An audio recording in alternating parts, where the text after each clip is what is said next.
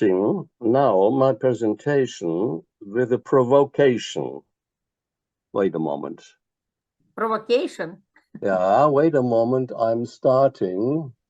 О, Господи. Wait, sorry. I have,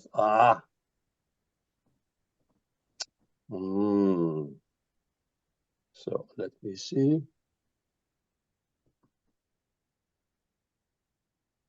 Okay. Mhm. Are they from New Zealand? What can you see? Can you see everything? Okay. Are What they Maoris from New Zealand? you're stopping, Vera. You are please very quiet now. My question is, how would you react if I would come to Khrushchev and say, how would you react? Hello, students. How would you react? I will definitely be surprised. Surprise is a nice word. Only surprise, or would you be offended? I will be embarrassed. I mean, shocked. Pardon? We will be shocked. Okay, well, I tell you what it is. This is not an offense. This is New Zealand kia ora. That means this is how you greet people. These are people from New Zealand that are greeting newcomers. This is kia ora. Hello, how are you? So you see, this is very strange. And if you would be confronted the first time with such a picture, with such a person, you would say, oh my, what happens? Okay, so let's go on. Cross-cultural studies, a sketchy approach to a central theme of international understanding. Can you see the slide? Is it okay? Good.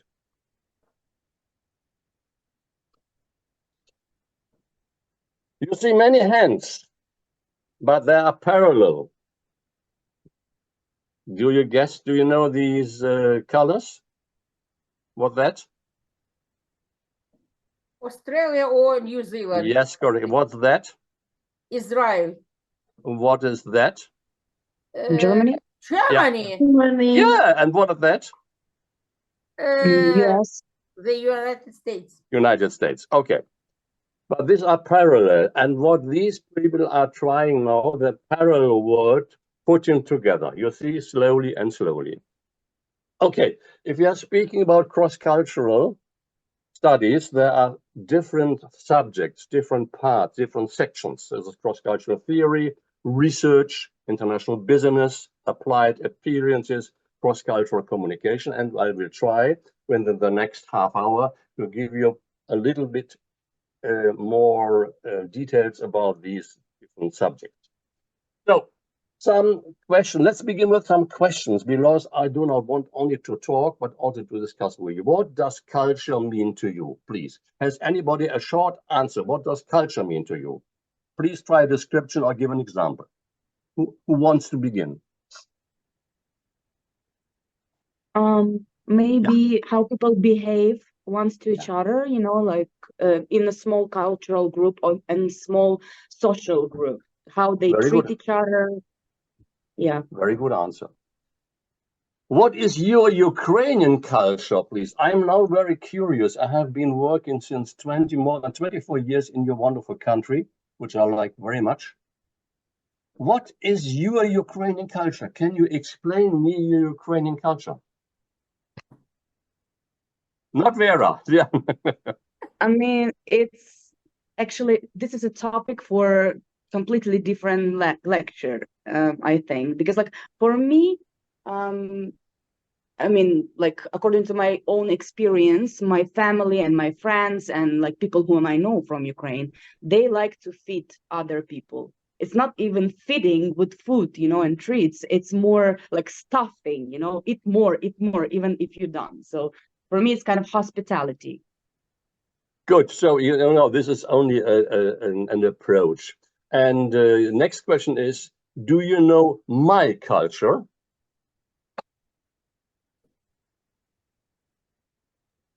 Only stereotypes. Well, give me a stereotype. Give me one. You Come on. like to be in time. You Yeah. like to follow the rules. You're fond mean, of you- different papers, lots of them. Yeah, Okay. bureaucracy. But it's interesting. You have fantastic that you say stereotypes, but I deliberately ask my in these my culture. I'm not speaking about German culture. I speak my culture. Your personal. Yeah, perhaps. Yeah, you know this. So you are very optimistic. You Okay. like smile because I know you. I have known you for 10 years. It's Jubilee. Very soon, the beginning of June, it will be a Jubilee. I have known you for 10 years.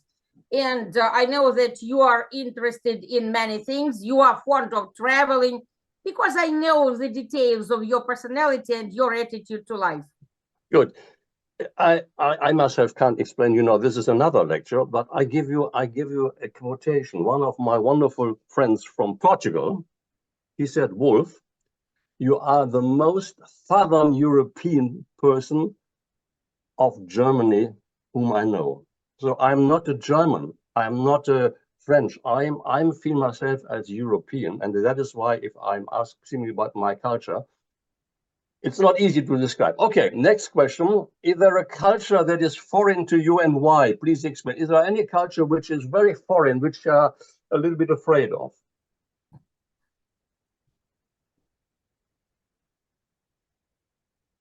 Anybody? Maybe some Asian, some Middle East, so where people are not sincere. They think one thing and they tell the others. So it's not acceptable for me. I prefer to be open and sincere, and it's quite different from that traditional culture. Like So Chinese, they say one thing and think about the other things. we will later see why this is so, because I give you, of course, an overview of the different cultures. Okay. I assume that you are a group of students who are all similar in age and educational level, listening to me and discussing with me. Question, do gender and the society expectations of your roles influence interaction? What do you think? I would like to hear your opinions on this. We are all in a group, but are there differences between men and women and societal expectations of your roles? Or are you all equal? People are different, of course. Why? Their personalities. Yeah, but I'm asking you about gender. United in diversity. Yeah, this is European. This is no. I'm asking about gender. Okay, gender. Is there any person who says are there differences between genders in our group? Is there any men, or are there only women here? There is a man, but he's a guest. Okay, good. So there will be differences on multiple levels, of course. Among you, of sisters, common characteristics exist, but they will still have differences, and all these differences contribute to intercultural communication. Sorry, if I'm too quick, please interrupt me immediately, okay? Ну, я думаю, что нормально поки. It's okay. Your tempo is okay. Our upbringing shapes us. That means it influences our worldview, what we value, how we interact with each other. We create culture and defines us. That means everybody creates his or her own culture. Culture is a big, big, big package. It involves beliefs, attitudes, values, traditions that are shared by a group of people. Maybe it's different in Kiev, maybe different in Zaporizhia, maybe different in Kharkiv. More than just clothes we wear, the movies we watch, or the video games we play, all representations of our environment are part of our culture. So your culture in a small city like Kharkiv is different than, for instance, the culture of people living in Kiev. Culture also involves the psychological aspects and behaviors that are expected of members of our group. That means, for example, if we are raised in a culture where males speak while females, where female I expect it to in person or by email. So if I'm writing emails, I write long emails. Some people are saying only small emails. How we acknowledge understanding with a nod or a glance, non-verbal feedback, or to the internal and external interference, all aspects of communication are influenced by culture. That means culture consists, once more, of shared beliefs, of shared values and assumptions of a group of people who learn from one another and teach to others that their behaviors, attitudes, and perspectives are the correct ways to think, act, and feel. That means we are the correct ones, they are the wrong ones. We'll see later. We are better than the other group, of course. We are advanced. We are highly educated. We have studied people. It is helpful to think about culture in the following 5 ways. Culture is learned. Culture is shared. Culture is dynamic, it's never static. Culture is systemic, from a system, and culture is symbolic. So I try to give you some definitions of culture. Culture is a way of thinking and living whereby one picks up a set of attitudes, values, norms, and beliefs that are taught and reinforced by the members of the group. Or this set of basic assumptions and solutions to the problems of the world is a shared system that is passed on from generation to generation to ensure survival. That means education. One of the goals of education is to teach to teach language, to teach words, to teach values. That means from generation to generation to ensure survival. A culture consists of unwritten and written principles. You will see later what I mean. I give you an example. And laws that guide how an individual interacts with the outside world. For instance, children are taught you have to be silent when adults are speaking. This is one of these examples. Members of a culture can be identified by the fact that they share some similarity, that may be united by religion, by geography, by race, or ethnicity. These 2 things will come later in the second presentation, speaking about race or ethnicity. Our cultural understanding of the world and everything in it ultimately affects our style of communication as we start picking up ways of one's culture at around the same time, and we start learning to communicate. Culture influences the words we speak and our behavior. Our dominant culture, that of the country in which we are raised, so Ukraine, Germany, but not Germany, have been raised out in our countries, that of those who raised us, or a combination of both, if different, this is the topic on its own, plays a big role in our behavior and interaction with others. So, for instance, I remember my first coming to Ukraine, my first teaching in Zaporizhia. It was now 25 years ago. I entered the room and all students stood up and greeted me. I thought, what happened? And then I began to ask questions. Nobody answered. Nobody said, oh, come on, what? Nobody answered. And then suddenly somebody said, if I put a question, they think that I did not understand you, and that is why I'm silent. You see, this value which we have been taught and this behavior which we have been taught by our ancestors is a part of our culture. That means we unavoidably carry our several layers of mental programming within ourselves. Is something you will read in the book Cultures and Organizations by Gerd Hochstetter. I'll show you later a picture of this. These layers of mental programming within ourselves are scientifically analyzed by cross-cultural studies. Any questions so far? It was not a question. I wanted to just add something to your first experience. You mentioned your first meeting the students in Zaporizhia. So it was 20 years before. 20 years before. Now it has completely changed. Sorry. I know. No, but it means that it was a cultural shock for you because compared to German students who are allowed to sit any way they like, to eat during the lesson, to do some other things they like, it was a great contrast and cultural shock for you. It was a cultural shock. You're absolutely right. Yes. And we talked about each other, and within the very short time, we approached to each other. But it was a cultural shock for both of us, for them and for me. Okay. So cross-cultural studies, what is it?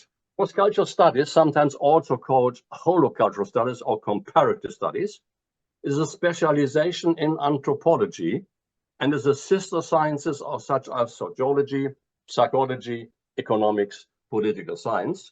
That uses field data from many societies through comparative research to examine the scope of human behavior and test hypotheses about human behavior and culture. I will show you later a wonderful poster of the comparison.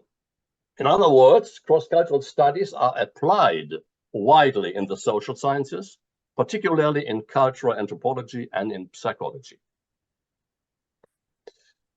Cross-cultural studies' main importance is to advance and to expand our knowledge beyond the confinements of our particular surrounding context, encompassing a universal perspective in understanding human behavior. So remember what I just began with, greeting you from the New Zealand tribes.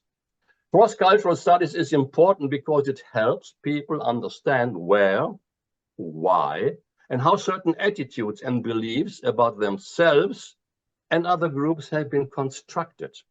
A very important word, constructed. This knowledge can help change societal relationships and power structures for the better. Cross-cultural studies involve the systematic comparison of different cultures that aim to understand variations of human behavior as it is influenced by cultural context.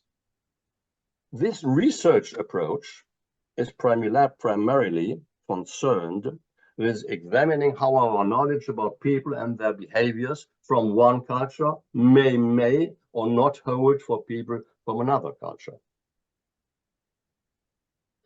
Some examples now, I've been giving you some 3 big examples of the cross-cultural studies research. First, some details, and later on some examples of researchers. Failing in observe any of the customs listed below could be a serious cross-culture faux pas, accepting, for instance, a Japanese card, a business card from a Japanese business person is not a casual action. The person presenting the card will bow and present with both hands, and the recipient takes it with both hands, indicating respect. So if you're going to Japan, you cannot only give it by hand. So here I have now. You have to bow as a respect, to give it with both hands, and he accepted with both hands. Another example, in China, giving a direct yes or no answer or demanding one or anyone else is considered very rude. Meetings are for talking things over, not announcing decisions. It's a very, very, very important thing. So if you're meeting a Chinese... It is the answer to my remark. Yeah, that's... Think one and say the other things. That's it. So you can never get a clear answer. If you ask a Chinese, you will never get yes, no, perhaps, even that is the question. So first they have to meet, they have to have a long time to get close to each other, to eat together and to drink together, but you will never get a very clear answer. So another culture, in Mexico, for instance, business is done primarily among friends and family.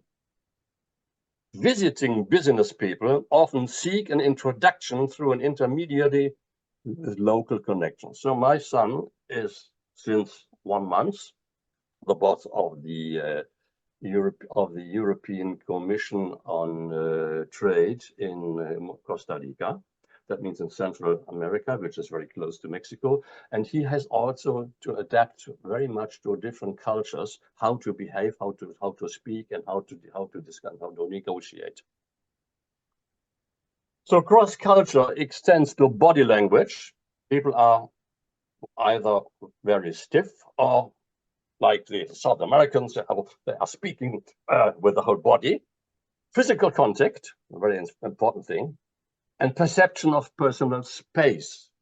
In culture that adhere to strict religion standards, interactions between members of the opposite sex, even the business sphere, may be complicated. For instance, body language, such as hand gestures, may be frowned upon, or worse yet, may have meanings that are entirely unintended. In some cultures, casual touching is common, while in others it is viewed as rude, disrespectful, or worse. For instance, and when we are coming to our friends in Portugal or in Spain or in South America, we are hugging each other, which is normal. So very close body language. It would be impossible to do this in China or in any Asian country. In certain cultures, food and business may or may not mix. For instance, in Italy and the United Arab Emirates, don't expect to make important business decisions during a meal before establishing a relationship. So you can't do any business before the relationship is not really based by a long talk, by a good meal and some drinks. So now I'm showing 3 examples of researchers, the so-called cultural iceberg. The concept of the cultural iceberg was coined in 1976 by Edward Hall. He suggested that culture is analogous to an iceberg in that only about 10% of the iceberg is visible at any given time, and that a large part of it is hidden beneath the surface.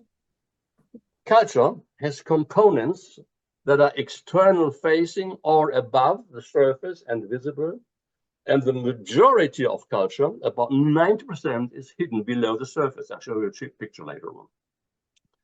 The iceberg analogy of culture is highly referenced as it illustrates how much of culture is invisible and intangible. It also demonstrates that values and beliefs are deeply set. So this is one picture. I have 3 different pictures of the iceberg. You see, on the surface, we see behavior, we see practices, and we see our language. But below the hidden 90%, our thoughts, our beliefs, our feelings, our assumptions, our values, our fears, and our needs. Everything is hidden, and it takes a long time to bring this up if you want. And if you don't want, you don't bring it up to the surface. The next picture is a little bit more, it's a little bit more abstract. On the surface, you see food, music, language, visual arts, festivals, performing arts, literature, holiday customs, flags, games, and dress. But the hidden part of our culture, nature of friendship, values, notions of beauty, religious beliefs, body language, norms, etiquette, rules, learning styles. Remember learning styles, what I just taught 25 years ago when I came first time to Ukraine. Expectations, leaderships, attitudes towards social status, perceptions, attitudes towards age.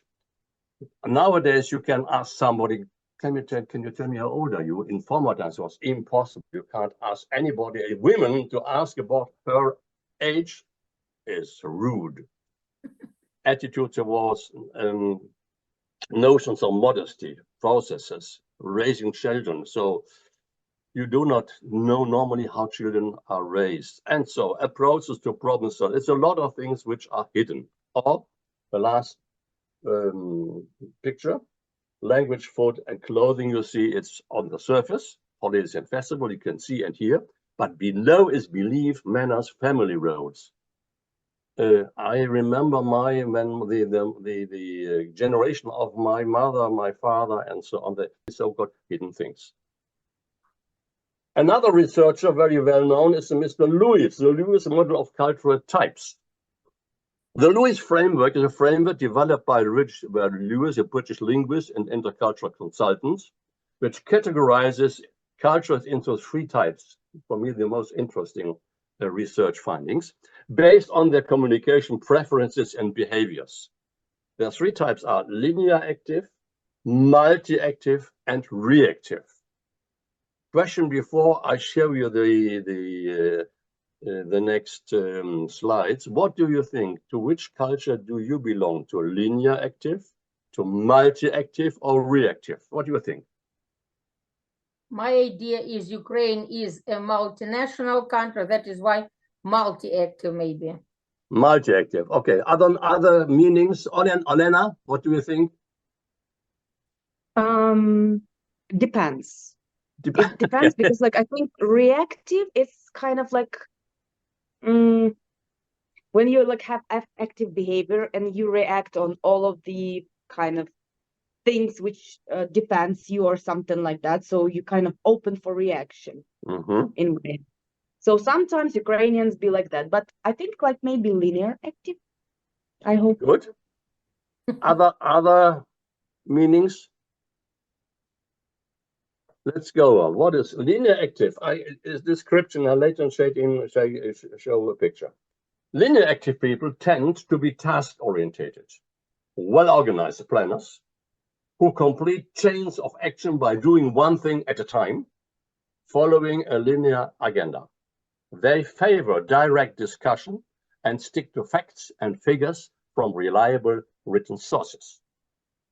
You can imagine to which country belongs to it later on. It's very easy. The linear active group is easily identified. It comprises the English-speaking world, North America, Britain, Australia, and New Zealand, and Northern Europe, including Scandinavia and Germanic countries. The reactive group is located in all major countries in Asia, except the Indian subcontinent, which is hybrid. Reactive are good listeners who rarely initiate action or discussion, preferring first to listen, to establish the other's position, then react to it and form their own opinion. The next group, the multi-actives, are more scattered. Southern Europe, Middle Africa, Arab and other cultures in the Middle East, India and Pakistan, and most of the Slavs. Though these cultures are widely diverse geographically and in their religions, beliefs and values, they can be categorized as a group. And now you will be surprised what the researcher has found. As behaviorally, this group follow the same patterns with the following traits and commonalities: emotion, talkativeness, rhetoric, drama, eloquence, persuasion, expressive body language, importance of religion or creed, primacy of family bonds, low trust societies, unpunctuality, variable work ethics, volatility, inadequate planning, capacity for compassion, collectivism, relationship orientation, situational truth, dislike of officialdom, tactility, sociability, nepotism, excitability, changeability, sense of history, unease with strict discipline. It's a big group. And I show this later in a big chart. This Lewis model is based on the data drawn by 50,000 executives talking residential courses and more than 150,000 online questionnaires of 68 different nationalities, and has produced the following tripartite comparison according to country. The Lewis model is the latest to gain worldwide recognition, being developed in the late 1990s. So this is the categories. Let's see once more what he has found. The linear active, half-time talk, does one thing at a time, plans ahead, step by step, polite but direct, not Chinese. Partly conceals feelings, confronts with logic, dislikes losing face, rarely interrupts, job-orientated, uses many facts, truth before diplomacy, sometimes impatient, limited body language, respects officialdom, and separates the social and the professional spheres. The multi-act, now let's go to the reactive first, to the right side. Listens most of the time, respects the partner's action, looks at general principles, polite, indirect, conceals feelings, never confronts, must not lose face, doesn't interrupt, very people-orientated. Statements are promises, diplomacy over truth, patient, subtle body language, uses connections and connect the social and professional spheres. And now to the multi-active. Talks most of the time. I'm talking most of the time, but I'm not belonging to this group, sorry. Talks most of the time, does several things at once. Sorry, I have a glass of water.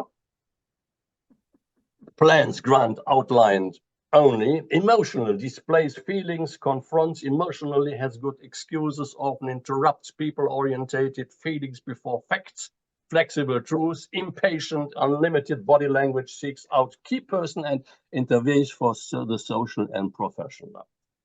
So this is the findings of the research of Mr. Lewis. Questions? It's interesting, I think. It's very interesting, but knowing many cultures in the world, having had the chances to travel around the world so many times, I can say the majority of all these findings, for me, is correct. But according to this scheme, should Yeah. I say, our culture, let's say like that, like Eastern European Slavs and etc., we look a bit unreliable and a bit like impulsive, or I don't know how to say. Yes, but you think this is a generalization. It is not everybody, every person representing culture is the same, but It's there are about general the tendencies. stereotypes. Yeah, stereotypes. about Of course, stereotypes. there are tendencies. Let's say general tendencies. Okay, let's go back to see here. Wait a moment. You see this? Emotion, talkative. Sorry. So I'm, for instance, I'm belonging. I would not say that I belong to this category, but however, I told you that my Portuguese colleague said you are the most European German whom I know. So I have a lot of things in here, but I do not feel like this. I have more things in for instance, linear active. I'm a mixture. Okay.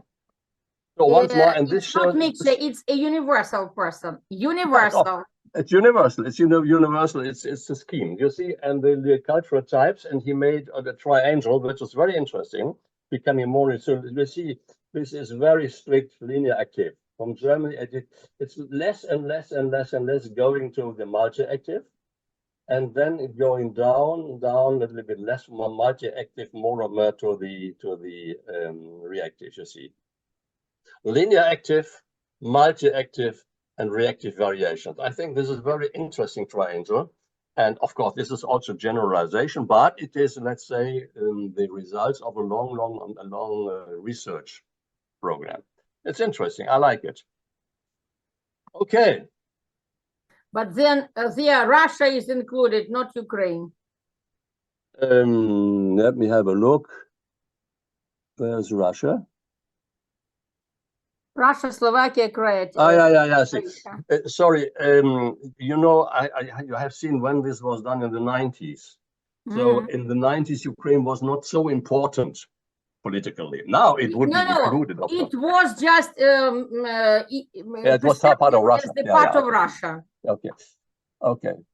So where, if you have any idea, one of the students, where would you see yourself in which of these points? Victoria, in which point would I mention you? Here? There? I think near Slavic countries. Okay, good.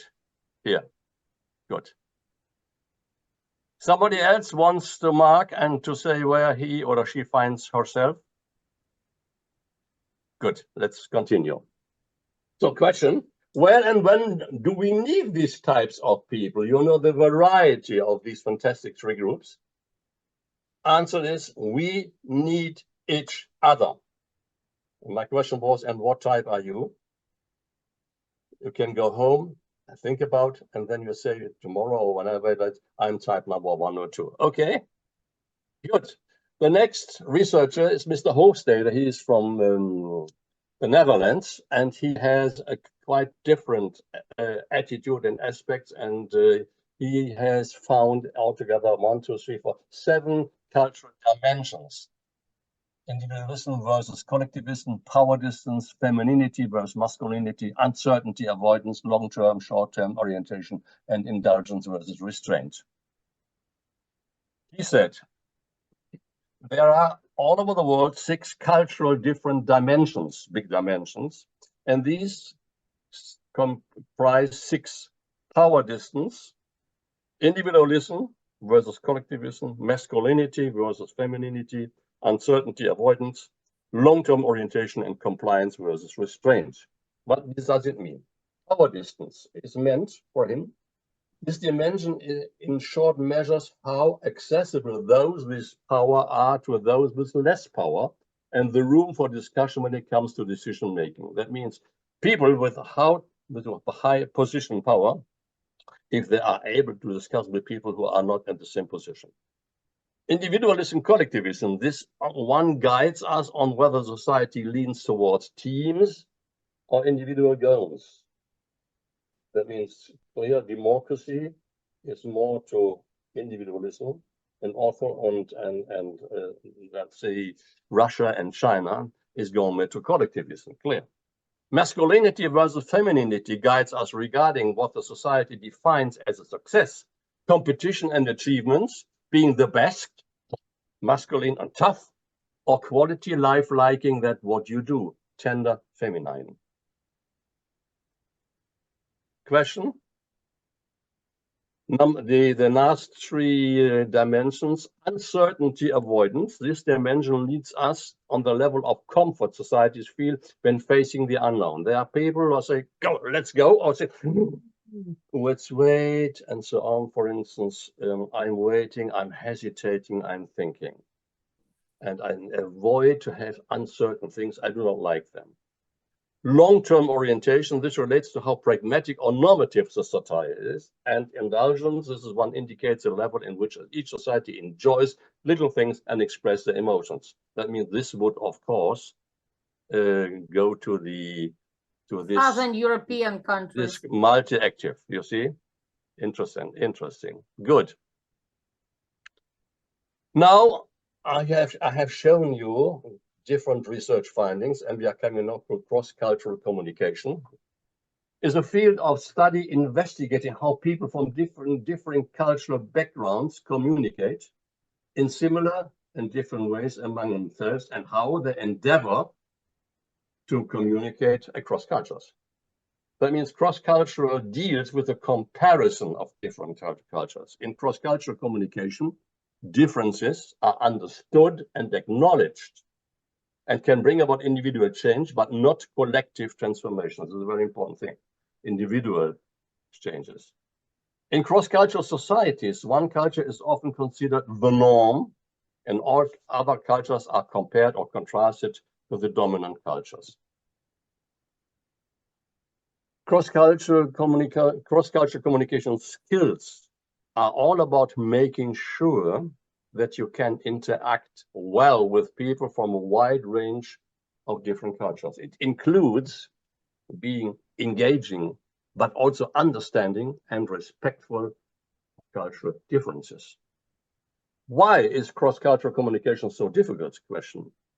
Well, people from different cultures have different values, beliefs, and ways of thinking, which can affect their communication. For example, in some cultures, it is considered impolite to make direct eye contact, while in others, it's a sign of respect.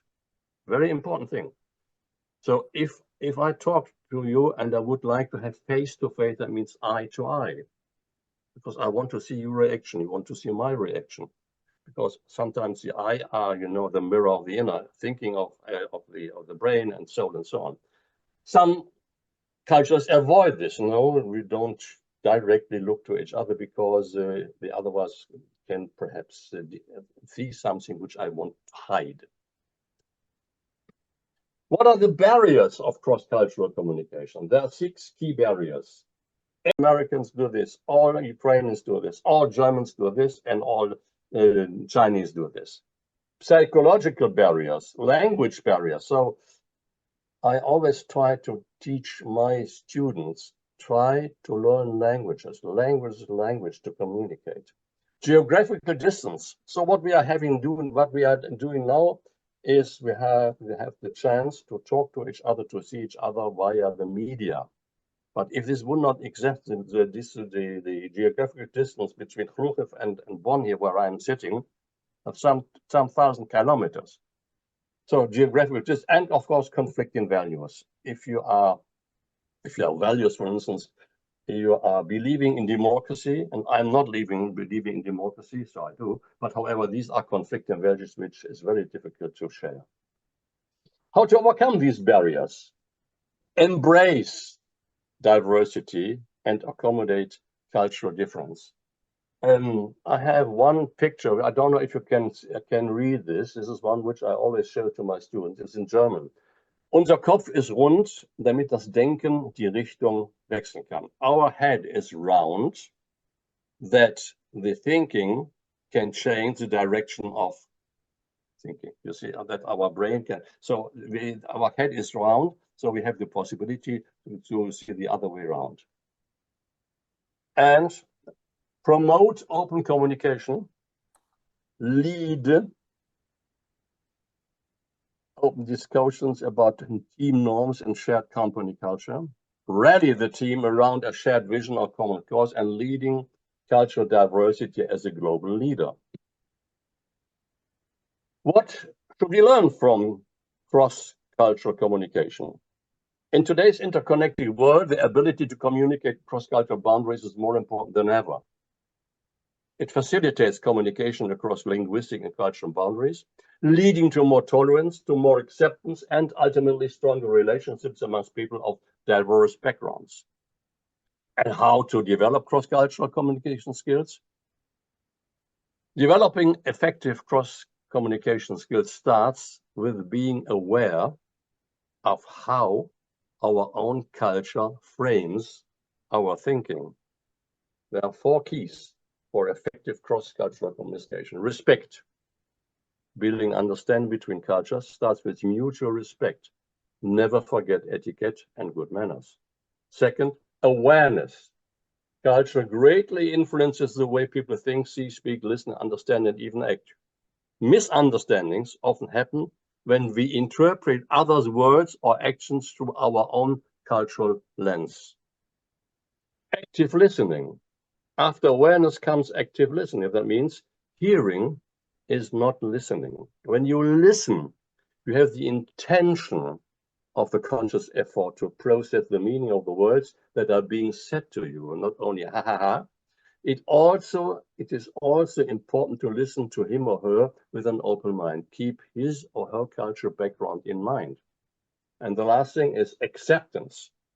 Sometimes it's not enough to listen to someone. It's much better if you comprehend what they really mean and accept that you are different from the person you are talking to.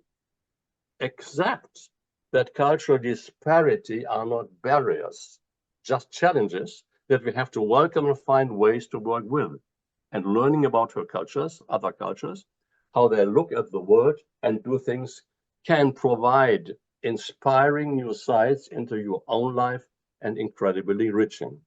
That means cross-culture is not left chance, but is actively perceived, processed, and shaped. And living and working in the world with over 2,000 different cultures has to be learned and has to be trained. Important because it helps people to understand where, why, and how certain attitudes and beliefs about themselves and other groups have been constructed. This knowledge can help change societal relationship and power structure for the better. And being culturally aware helps you to acknowledge your heritage and your worldviews. Further, you understand the difference in other people's beliefs and customs, and learning about different cultures is one of the best ways to realize the connection between cultural awareness and self-awareness. So that means cultural studies explores the world we inhabit and how we function in it.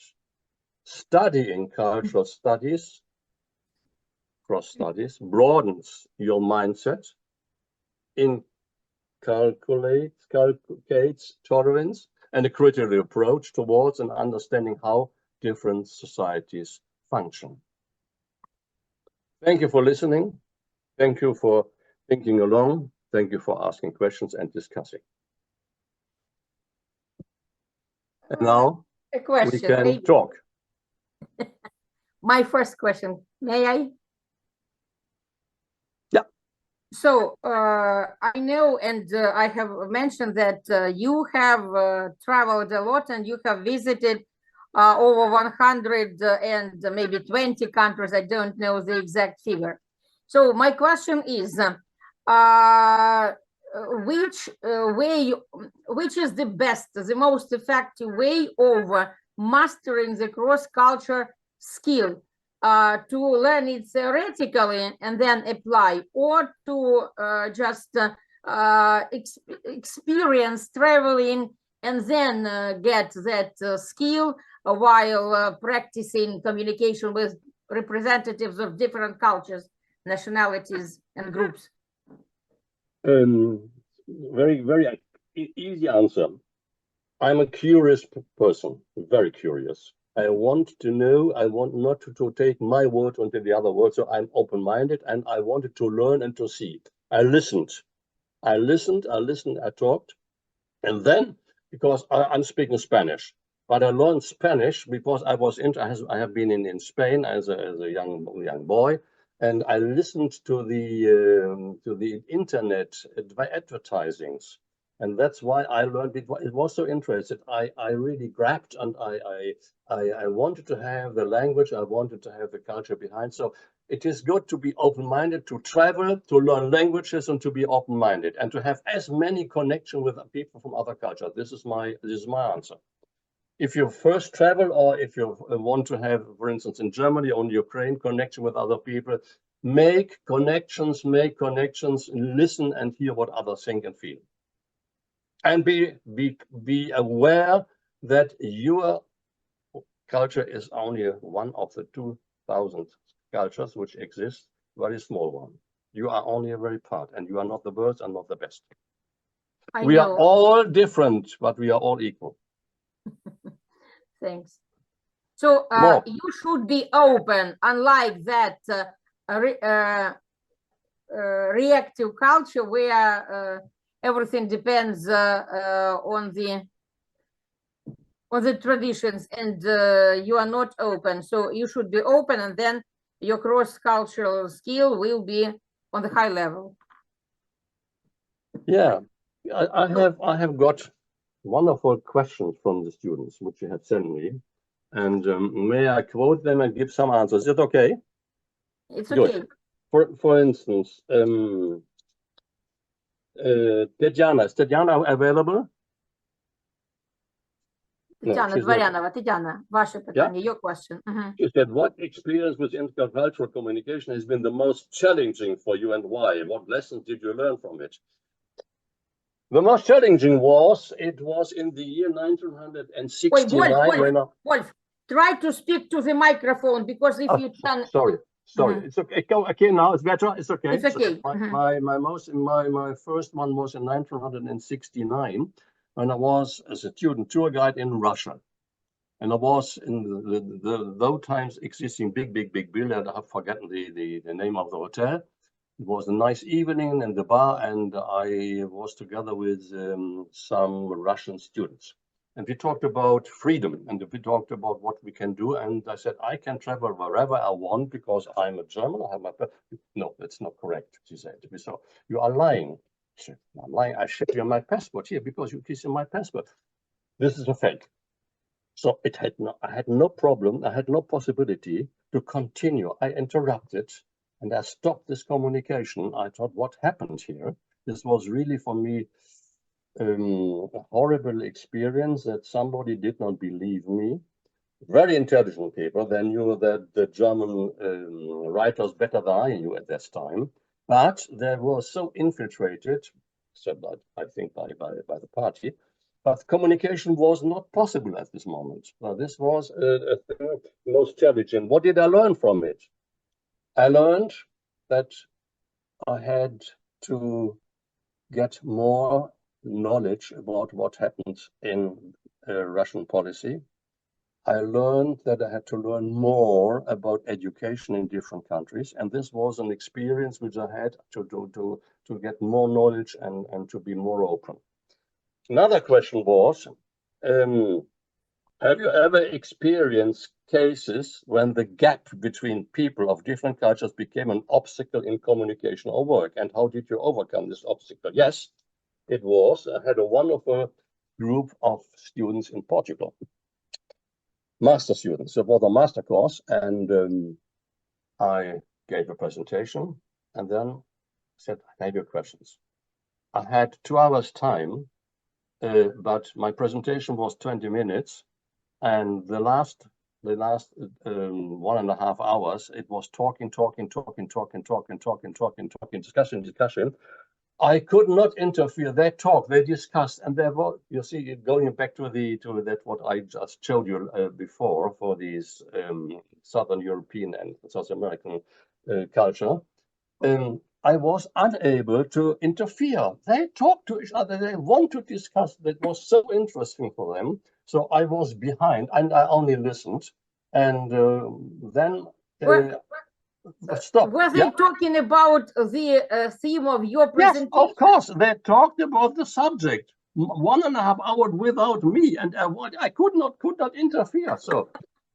So what did I learn? Said in the evening, I said invited them for a glass of wine. So it's usual, it's normal in the Southern European that you drink a bottle of wine. We drank a bottle of wine, and then I said, fantastic. I'm so happy that you discussed, but I'm not so happy that I had no possibility to interfere, to interrupt you.